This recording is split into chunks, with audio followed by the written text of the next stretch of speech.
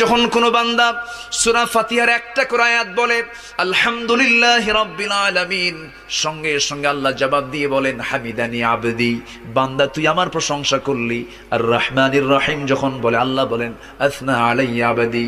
মালিক ইয়াউমিদ্দিন যখন বলে আল্লাহ বলেন মাজ্জাদানি আবদি। এরপরে যখন বলে ইয়াকা না'বুদু ওয়া ইয়াকা নাস্তাঈন পর্যন্ত যখন বলে আল্লাহ বলেন বান্দারে তুই আমার কাছে কি চাস, প্রাণ খুলে চা রে বান্দা। ইহদিনাস সিরাতাল মুস্তাকিম থেকে শুরু করে নিয়া ওয়ালাদ-দাল্লিন পর্যন্ত যখন বান্দা বলে তখন আল্লাহ বলেন বান্দা নামাজের মধ্যে এমন প্রেমের খেলা খেললি বান্দা, তুই যা চাইলি সব আমি আল্লাহ কবুল করলাম। ওই বান্দা যখন রুকুতে যায় আল্লাহ তখন অস্থির হন।